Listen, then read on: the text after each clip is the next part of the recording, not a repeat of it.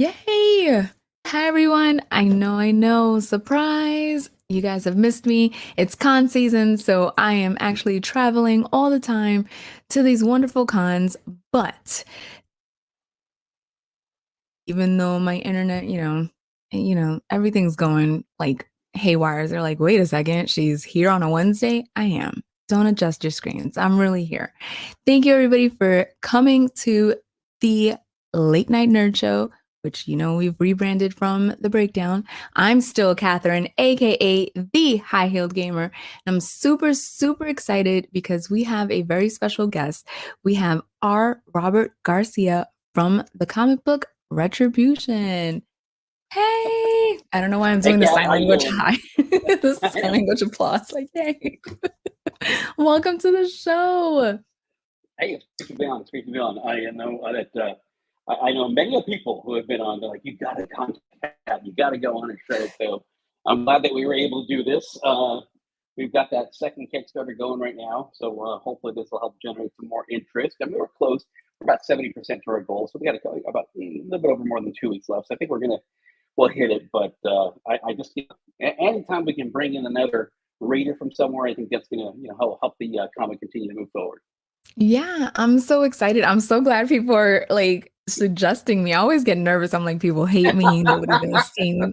But I've had repeat guests and people love it. I'm like surprised. I'm so glad people recommended you to come here. I read the first comic, which I was like, oh my God, this is like insane. So this is like nothing I've ever read. Within the first, I think 5 minutes, I was like, yo, this is crazy. Yeah, Like, or not yeah. 5 minutes, 5 pages. I was like, what is happening?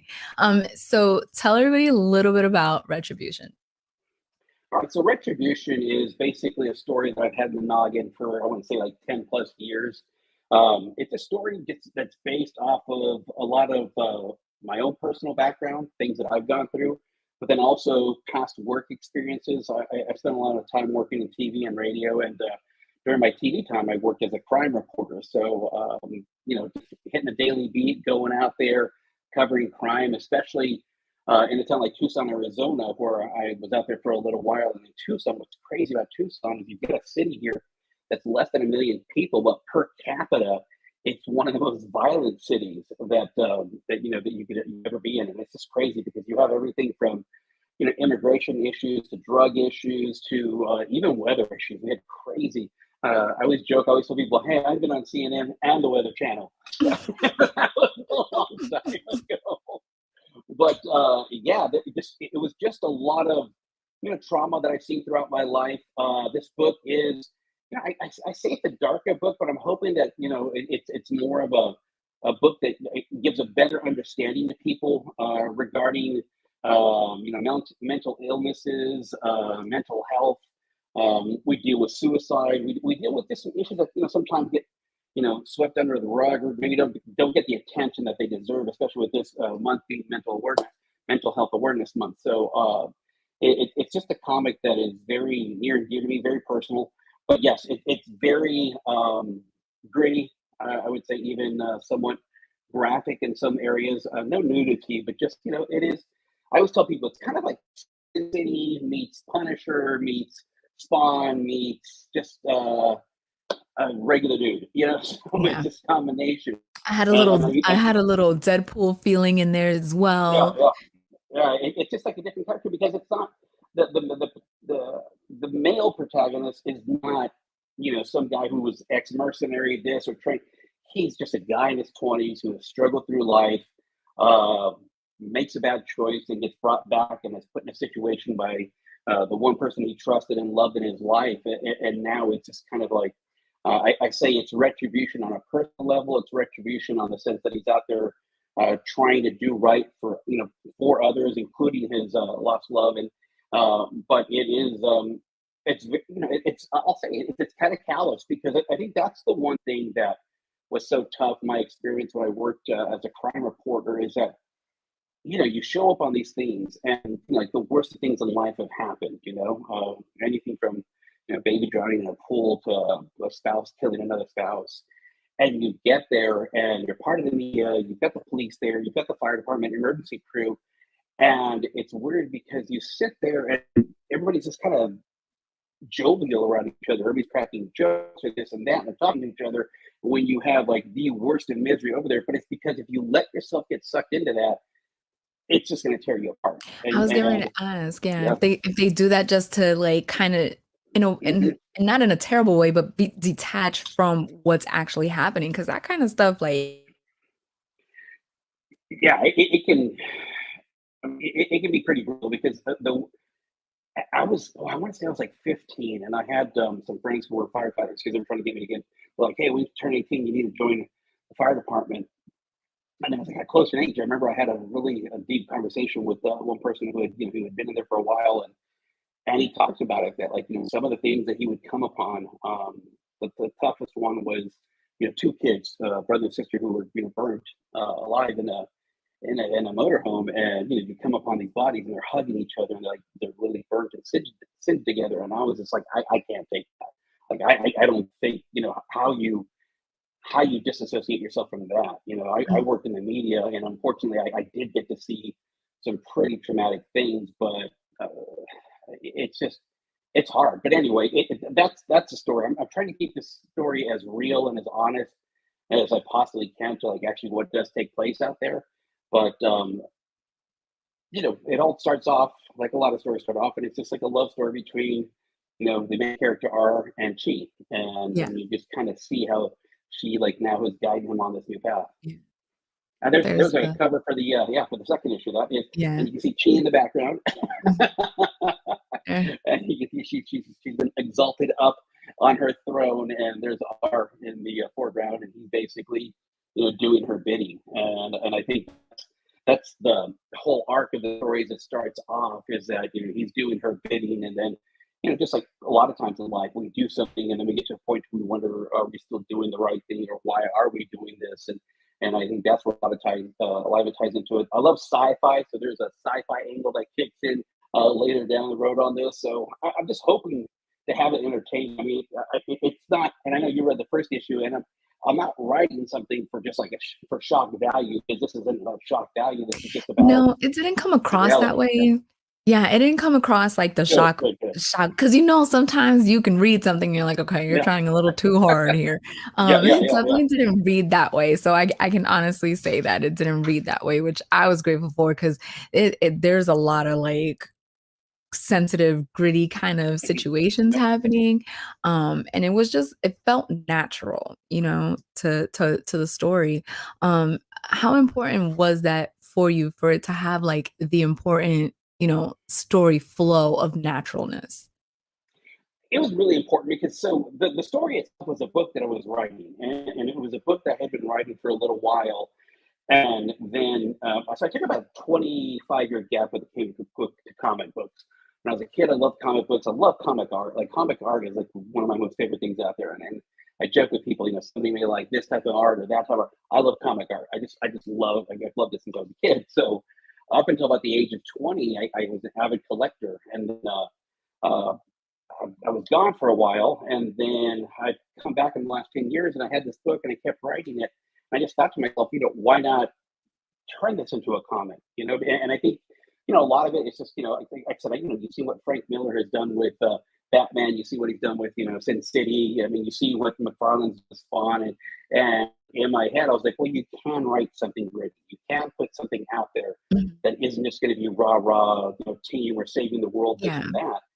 And the funny part, though, is when I started writing it, I was going rah rah because I was thinking, Oh, to really? be, this has to be, more comic booky. But then that's when, as you asked, I said, what? No, I have to be true to what my story was about in the very beginning, and I have to be true to the experiences that not only I've had, but those have been shared with me, and experiences that I've covered or known of people that have covered uh, throughout the state of Texas. Because of this storyline starts off in the state of Texas, and then it grows Mhm. from there.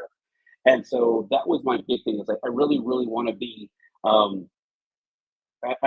Here's my new word. It's factual fiction. So, That's pretty cool, factual so fiction. yeah, I call my book factual fiction because it's loosely or closely based on a lot of things that not only that I covered or I saw, but what other people told me about. So I think being true to yourself, because that's one thing that I get questions, and it's funny because I've written TV news media, I've written in the world of sports, and those are so easy because it's very statistical or it's just very informative. This is what happened at this time, blah, blah, blah, blah. And when I started writing this, one of the biggest things of the story is just really trying to personalize it because I really I want people who have struggled throughout life in certain areas to be able to identify and almost get an understanding, hopefully better of themselves after they've read this arc that I think right now is probably going to be anywhere from 8 to 10 comics. Knock on wood, they Oh don't wow, keep doing that. nice. That's gonna be a good old arc. A lot of people usually do Yeah. 4 to 5. You're like, no, I'm going all in 10. Let's go. Yeah, it's just funny. There's just so much to write about it, and just actually the whole sci-fi angle. There's just all these different angles that we take here. By book three, we start bringing in some other uh, characters into it, and I think that's what I really want to do here. Is not just have it focused on two people. I want to bring in all these other arcs to the story that hopefully adds a lot more depth to it. Okay. And so this character R, known as Retribution, he's not really like a jokester per se, but there are key elements of joking. So Yeah. how much of that do you want to keep that way, or are some comics gonna end up being like, no, we're gonna have him full out just be a clown? Because these, like Yeah. we've mentioned, this is like heavy stories. So have you thought about breaking that up a little bit, or do you want to keep this pace going? I'm gonna kind of keep that going, but yes, I'm not going Deadpoolish because this isn't the comedy isn't based on just trying to be funny. It's Mhm. like I always tell people who have dealt with depression, people who've dealt with mental illnesses, whether it be bipolar or just other aspects of that part. Like a lot of times, the way that you cope is that you do laugh or you do have that sarcasm in there because you're trying to mask that pain. You're Mhm. trying not to let people see that you're hurt or that you are in pain. And I think that is what I'm trying to do with this character is to have him show those vulnerabilities, but in maybe sometimes uh, not too admirable or even likable way because Okay. a lot of times we could think somebody's a horrible person but we don't know what they're going through or what's inside of them and I'm hoping that people want to continue to find out more about the main character R and then like I said, and the chi arc of it is where like a lot of the fun is going to be. Okay. She's a big boss. Yeah, and I like that. I like that a lot because I'm a big mental health advocate as well. Mhm. I do a lot of panels at conventions talking about mental health in video games and how it can actually help. Um, so I like the fact that you're gonna keep it with, not too cheesy and silly and goofy and Yep, stuff, yep, yep. more natural, like we've said. Let's talk a little bit about this artwork though. Um, Oh, I love that. That's what Baron covers the artwork. Oh, yeah, yeah. I, I Uh, I'm sorry. I thought I No, heard you you're go. fine. You're good. You're good. So There's such a that piece, delay that it kind of like yeah, always is so sorry. Go ahead. that piece was done by Kath Lobo, and she has done work for like DC and things like that. And what I loved about that cover is that I mean, took the first cover that you showed. That's our main cover for the second issue was done by our main artist Julia Gulazzi, who is an artist out of Italy who works with Charter Publishing, like Captain Canuck, and they do just some other comic runs. And she's super super talented. But Kath here, she's out of Costa Rica, and I just wanted to really try to get the identity of the relationship because the second issue deals a lot with the relationship between these two. And she did this depiction, and it was funny because she posted it on her page, and I wanted to read the notes, and people were like, "This is like really eerily creepy type of love," and I'm like, Yeah. "Yeah, it's like Yeah, because she's that's it." almost playing with him like he's a doll, you Hmm. know? Yeah, Um, so I'm obsessed with art that doesn't look muddy when it's like the same kind of hmm, colors. And the fact that it's black and white and it's not muddy, you can distinguish the hair from the background and all of yeah. that. How important was it to find an artist? Well, obviously it's important, but like how much of that were you like, no, it has to look a certain way? Yeah, I think just based on the fact that the story, while there is a lot of gray area there, it's still a black and white story in the sense that it's it's about what path are you choosing, what path are you going to choose to go down. And at first, it's like I thought about doing something in color, but again, first off, I'm a huge fan of black and white art, especially comic art. One of the artists who actually works on the comic, and well, here's his cover from the first one.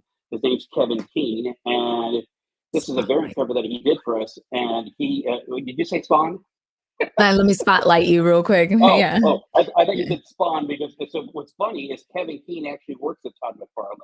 So he's just an insanely Oh, talented artist out of Ireland, and he has worked on Todd's Gunslinger Spawn, on Todd's King Spawn, and has even done a cover for the regular Spawn series. But I just love black and white, and it's funny because Kevin's somebody that I was messaging him when I first got on Instagram, and I was like, oh, I love your artwork and so on. And then I went through some iterations of I knew who the character was and who was supposed to be in my mind.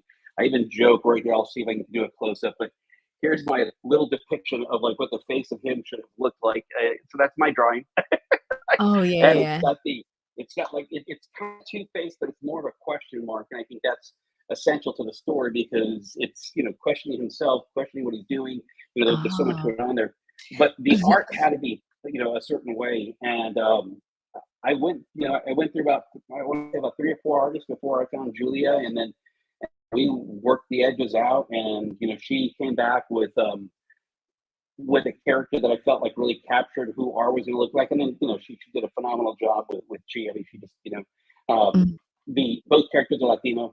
This is as I mentioned, it's based throughout Texas, especially the border with Mexico and so on. So they're Latino characters, and you get to see more of that in the second issue, and you get to see oh, more of that moving forward. Yeah. yeah, yeah, because there is one section of the first book where a character speaks in just Spanish, and I was like, okay, Yep. yes, let's Yeah. go, yes. I was like, and speaking of which, the I don't have any of those references, but the letterings, Mhm. I thought was genius to have. So the main character R, his texting or the speaking text Mhm. form is black and it's white in the letters itself, and then everybody else is the reverse of that. And I loved it. I don't know what it was about it exactly that just it pulled me in even further into the story somehow. I couldn't even begin Cool. to express how it did that, but I was like, this is so cool.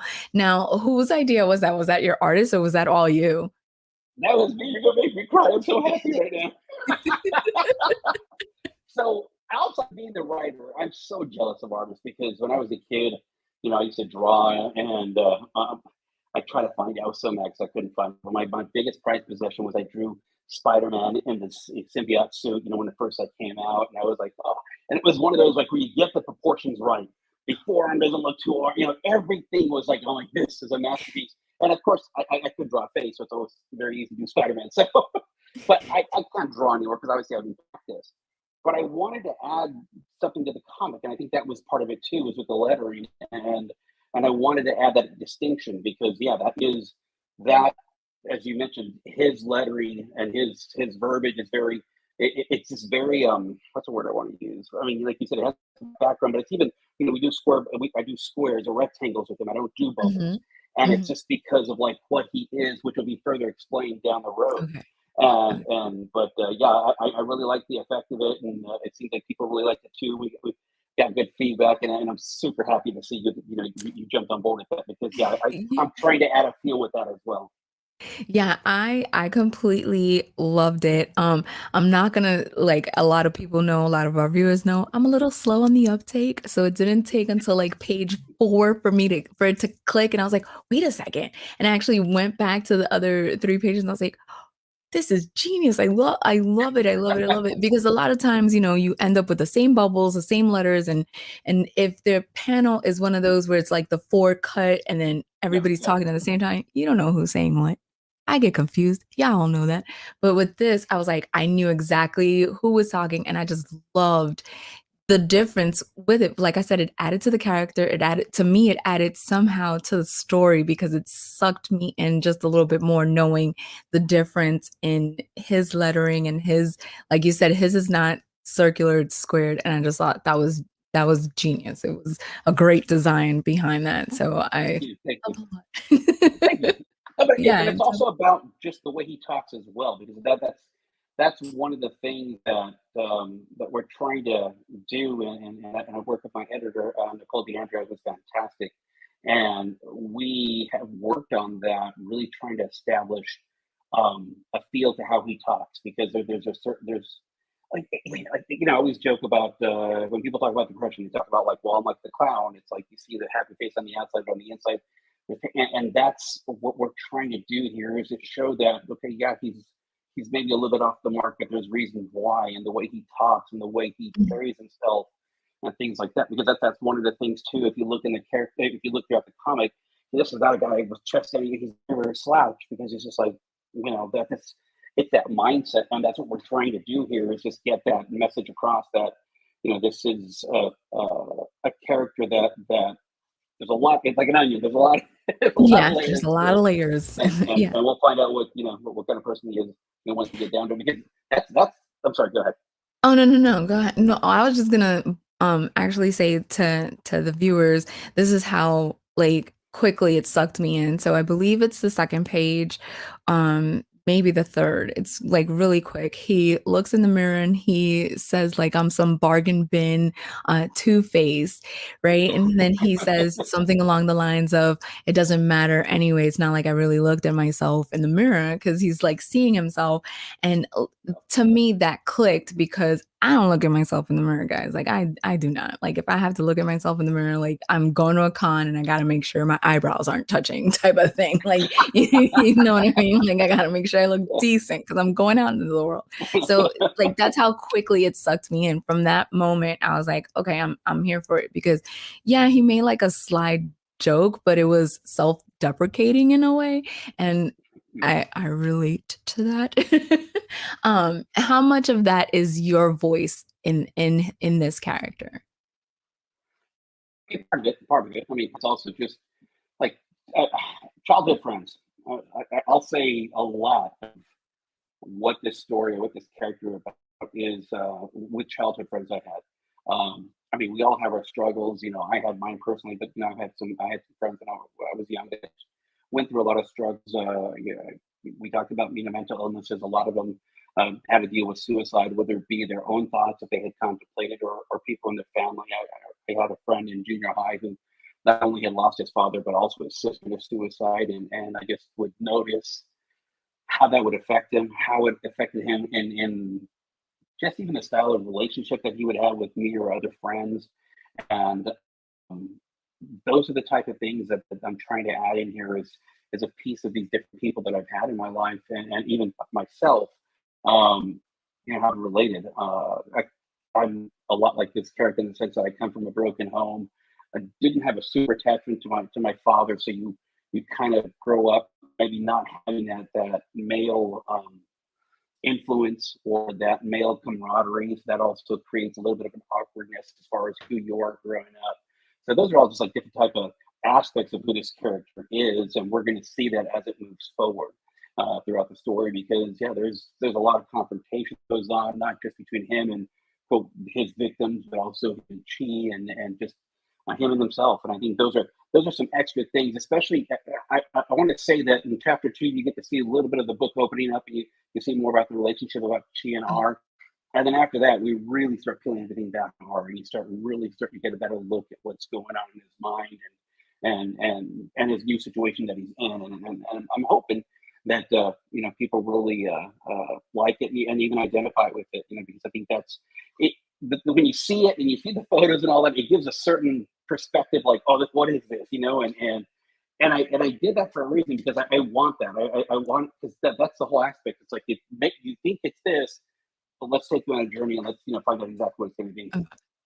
I'm only laughing that or smiling like this because so a lot of the times I do get to read, some of these books. Sometimes I get snippets and stuff, and my husband is very respectful. He knows that, sometimes he can't, like, because it's not released.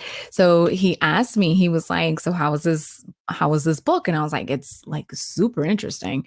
And I said, but it's only the first book. Like, I know there's more to it. And then he goes, oh, so it's just like a lot of backstory. I was like, no, it's like straight into it. Like, I get no backstories. I've got questions. And he's like, you've got questions. I'm like, I need to understand this relationship. And then like I kind of gave him like enough of the information, because the first book is out.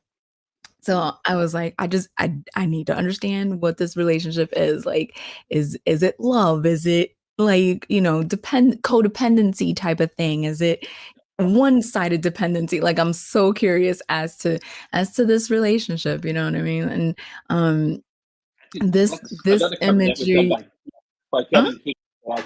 So Kevin Keane, that's going to be our red foil cover. We had a red foil cover that we had done with this one that sold like crazy. People loved it. So we're doing a second red foil cover that people can get on the Kickstarter. And again, Kickstarter is online right now. We've got about 17 days left. This is as much color as you guys are gonna get in the book, and I love it.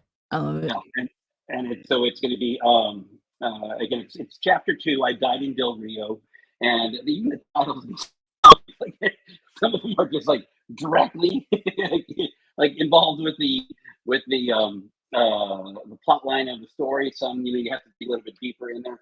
But Kevin, as I was talking about him earlier, he actually illustrated the last 19 pages of this comic. So we did something a little bit Okay. different. We did Julian for the first 10 pages and Kevin for the second, because I wanted also to give the comic a little bit of a different feel too as you go through it.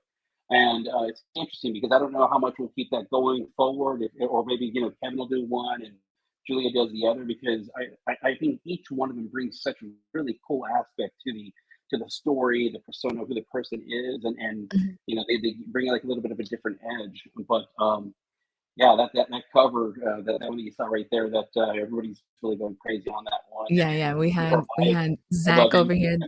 That image is so cool. It is. And there's a lot of or there's enough scenes that stuff like this happens, and I was like, I love it. I just like I and I'm not a gore person, so I'm not very much into gore. I'm usually like this watching anything like that, but it was just something about the way that the uniqueness of the blood splatter just, you know, it doesn't look like it does in other comics with people that don't know what blood gushing kind of looks like, if that makes sense. That made me sound No, super it's morbid. 100%. No, it's funny because that's one of the things we talked about. I had talked about it with Julia. I mean, Kevin, I think he's done a little bit more of that, so like he was in line with it. But I'm like, it's got to have this certain feel. It's got to have this certain look. And then even R and like what he's doing and how he's reacting when he gets in these situations, and being able to control the anger or have no control over his emotions, and that just kind of has him go crazy. And so it's something that these are all these little ingredients are here to try to um, give this story that flavor that I hope people just really dig into. So, a little bit about the Kickstarter. Can you tell us a little bit about the rewards that are happening for the Kickstarter and how many more days you have going on? Like, want to highlight Yeah. this So Kickstarter? yeah, to the Kickstarter, and I wish I forgot I didn't give you a link.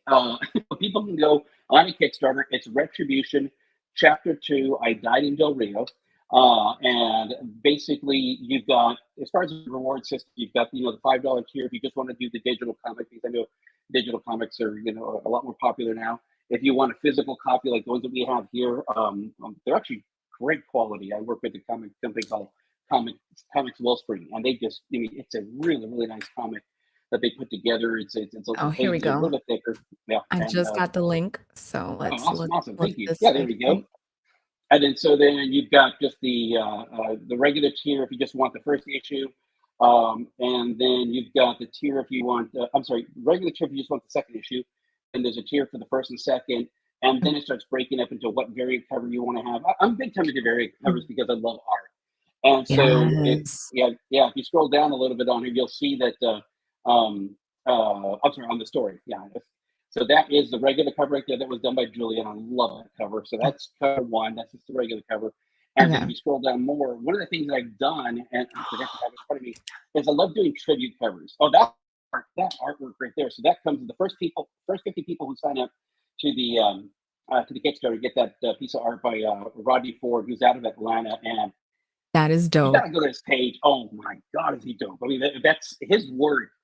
I always say it's kind of like a funky, groovy Magna style work. I mean, it's almost a little Look, anime-ish, we've and got an he agreeer. That draws. looks dope. Yeah. Yeah, and He even the draws eyes, like the images. eyes look like they're Yeah, legit glowing. Like that is so cool. I love that. yeah. And so here's some of the artwork right there from the comic itself. That's some of the artwork there from Julia. And you can see. So there's where you're getting the history. You see R in his previous form. You see them celebrating. You see the typical Latino family gathered around the table and so on. Yes. Then you've got some pages that he's talking about kind of like what he's gone through in life and the things that he's suffered through. And then as you get through it, as you go through those pages that we have on there, then you start going into the arc of what Kevin Keane has done. And this is that part now, and this is Kevin Look Keane, out. and that page right there is just sick.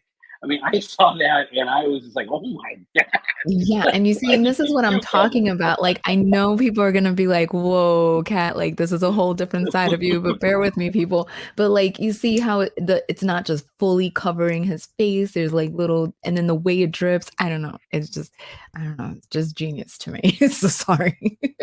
It's just, and like I said, that's the thing. This isn't like just, oh, just we're gonna have gratuitous violence. It's not. It's tied into the storyline so much, Mhm. but it's also tied into things that he's experienced, things that he's gone through, and seeing those situations now, and obviously that reverberates inside of him and gets brings out a level of aggression that he has never experienced. Because when we talk about him in his other form, I mean, this is somebody who wasn't a kid, somebody who was going to go out there and throw down the fisticuffs and do things like that. I mean, he's just somebody who maybe, I guess, in a lot of ways, I always say he kind of didn't live life. And so that just shows all the different packages that you can get. There's a Oh, sticker set okay. that comes with all the packages as well on there. And Oh, then my big thing is I know people do different type of stretch goals. I mean, our first stretch goal is at 3,000. Then after that, hopefully uh, we keep it going. But I've got some more artwork, some more prints, just oh, incredible artwork. cool. Yeah, one that I posted on my page that Rodney did again because I mean Rodney just such a great artist, and that's a cool thing here. You see how many different artists I work with. I There's was just gonna say, let's Rodney, highlight some artists yeah, real quick. yeah. So there's Julia, like I said, the main artist that she's been with us from the very beginning. Helped bring these characters to life. I would tell her what I wanted, what I'm looking for, and so on, and she's brought those to life. Kevin Keane is just a guy that's added this crazy grittiness to the story, which is what I really wanted. Rodney just brings this totally out of the world uh, aspect to the artwork, and I love his artwork. His page, I'm telling you, Rodney Ford, he just draws this insane stuff. And I'm trying. He hasn't done a lot of panel work, so I'm trying to edge him along because I'd love to have him do at least 10 pages on one of the books because I love his artwork. And then Zip Okay. Alegria, he's somebody who's like he actually is he's from South Texas now. He's up they got north of Chicago, but we do a thank you page for all the backers. So all the backers get their names in the comic, and Yeah, he I did this saw it. really cool menacing thank you page for us. And then Nicole, I mean, she's our editor, and she's just been fantastic. And she's just been invaluable in helping us really, create. I think a type of dialogue, working together that really gives his identity as to who he is and what he's gone through. So Got we're getting 18 closer. days, We're almost people. yeah, and we're almost at 70%, and we're just want to get this. I want to get this going. Really want to get it going because Yeah. the great part is, so I've already finished all the lettering. So all the artwork, all the lettering, everything's done. And thank you. The black and white touch is just insane with the red and yeah. Thank you, Zach. I mean, it just is because it's such a cool look. You talked about all the cons that you did. That was one of the things that it makes it tough with Kickstarter because you can't really engage with people. But I did my first con about a month and a half ago, and the look of the comic, I'm so proud that we've been able to achieve it because people would walk by and it was like, what? And everybody was just drawn to the You artwork. have to do a And they're double like, take. Like yes. they would legit not to like they would not know anything about comic books if they did not do a double take. Like, yeah. Yeah. So I feel like we really developed this good character, this great look and feel to the comic, and it's just knocking on wood that we continue to keep going down this journey because I'm trying to release anywhere from 2 or 3 per year, Oh yeah. and then like let's say hopefully once this arc ends, I mean, I have an idea of where I could take a second arc of the story, but that would just be all, due to like what people think and how they're enjoying it. Because, it's one of those deals to where if it does real well, like this round I'm going to send out both comics for some critiquing, with some comic book, websites and stuff like that, and see what people think. And if it starts getting some good buzz, it's like, we'll see where it goes. Yeah, yeah. So you said you did your first convention ever, like ever or this year?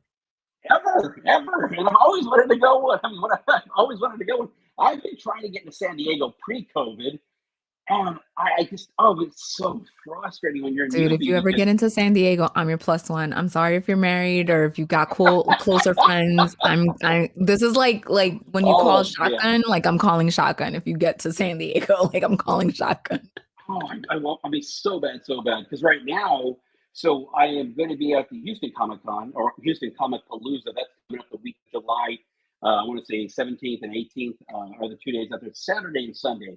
They're not doing 3 days; they're only doing 2 days. So I'll be out in Houston in July for the Comic Palooza. I'm going to be in Charlotte in October for the Queen City Con. I'll be heading out there, yeah, and yeah, that was really cool because that one had like a little bit of a personal tie because so my mom passed away in December. My mom was a massive Trekkie. Look, here we go, right here, the man, the myth, the legend. Nice. And so, yeah, that one's gonna be real fun, but gonna be real personal too. It'll be nice to get out there. And then I'm trying to wrap up the year, hopefully out in California, either LA or San Francisco, Oh, and try to do one of those. So I love San Francisco. I've been out there a bunch of times, so but it'd be really cool. But it's just the response, and my comic is a mature comic, and it's not mhm. because of like nudity, but it's just part of the violence and also the language, and so it's not for I would say kids under the age of like 13 or something like that. It's Yeah.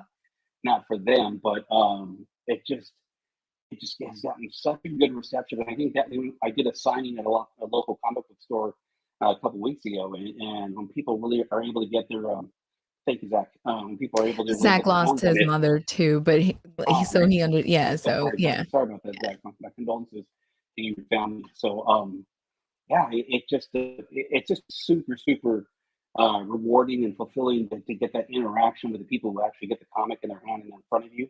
And it's awesome because I sold it on Saturday, and the next day people who bought those brought friends to buy, so they could buy their own. Yeah. And I was like, oh, it's so cool. This is one It's of awesome. those moments where literally everything works. The writing works, the artwork works, the the coloring, the lettering, everything just like it it was like it was gifted to you. Everything was just nicely put together and just like, here you go. This is one of those rare instances that it all works. You know what I mean? Sometimes you get great artwork and the story doesn't flow. Sometimes the story flows and you're just like, I don't understand this art style behind it. And this literally is like, I dare I say it, the perfect package. Oh man, Because yeah, you're like really putting a high bar there. well, because here's the Getting thing. scared there. And the other thing too is like there's no fluff. So literally, like I said before, from book one, you're hitting the ground running, right? There's no instances where you're like, I don't care about this. Like, why am I reading? Like, it's not boring. It's high paced, like you still get story, you get action, you get intrigue because I'm telling you right now, I'm getting booked too because I need to know what happens. Like I need to know what happens. And it all comes together. It really does. It really does flow really well too. And I like that it's grit with just a touch of humor here and there and sprinkled throughout. And it's also not forced. It is part of the conversation that he has. It didn't feel out of place. Like sometimes it's like, oh, why was that written there? No, just for comic relief type of thing. But this didn't feel forced. It literally felt part of the conversation. And I've had where I say something sarcastic or silly and the other person's like, come on, like get for real, you know what I mean? So this definitely felt like that. How did it feel when you had like the book in your hand and you were just like, oh my god, it's real? When I got physical like proofs from Comics Spring, I was just like, this is insane. And even now, I still like it doesn't feel real because so the first comic, I mean, you're talking it took more than 2 years to get that to print. I mean, it was a lot of work of going in there. I've written all this stuff, dissecting what I could use, what I couldn't use, what made sense with what I was doing. And then it's the whole aspect of like, you have to write visually because while people, yes, are reading it, it is being written to something visual. I've never done that. And that was, it took some learning. And Julia was a great help with that and some other people that I'd spoken to because it was one of those things that I wanted to, as you read it, in some ways, not a lot. In some ways, I want people to be a little bit more attached to the artwork because it's so incredible. But it just trying to write that flow. I don't like to be an overwriter. Like I don't want to put in a bunch of stuff that just. I want the art to speak for itself, to give you an idea of the story, and I want to like let you know enough from the from the actual characters so you get an idea of who they are and what's going on. Because but that's one thing you talked about the flow. I'm not one that I don't want to drag something out. Mhm. We do a lot of jumping back and forth. That's just something that I like in a lot of comics. I've liked it in movies where you don't know exactly where you are in the storyline and things like that. Who was it? Was it Joel Jones who just did? She did Wonder Girl, which I don't know why they canceled that, but anyway, I was really enjoying that comic. But I like the kind of back and forth. Like let's go back a little bit. Let's look at this and this, so that gives us a better idea going forward. Now we're in the present, and just give us some ideas and that's just something that I'm trying to do is give it a flow to where people can stay with what's going on, but also create some just some interest and questions in their heads as far as what's going to be next. Yeah, then that definitely happened for me. So like I'm a slow reader, like usually comics, people are like, I finished the comic in a sitting and I'm like, oh, good for you. I finished it in 3 days. Like that's just I just read slow. But with this comic, like I literally did not get up. Like I was Thank you reading so much. and I Thank was you. just like, well, I'll be dang, look at this. Like I read it in one sitting. Like I'm proud of me. And but I think it was because of you didn't overcomplicate the writing. You didn't give me so much that I had to like take a break Oh, and yeah. and still had a good story. You know what I mean? Like you didn't have to over specify certain things and you didn't have to put in fluff as a lot of people say, but the story was still there. You know what I mean? Like I still understood what was happening in the moment, and you still like I've said before, like I need to get book two because I need to know what happens. I need to understand this relationship. That's one of my biggest things right now. It's like I need to understand this relationship. Like, what is this relationship? So I'm definitely intrigued. Um, Thank you, Gavin. so Thank you.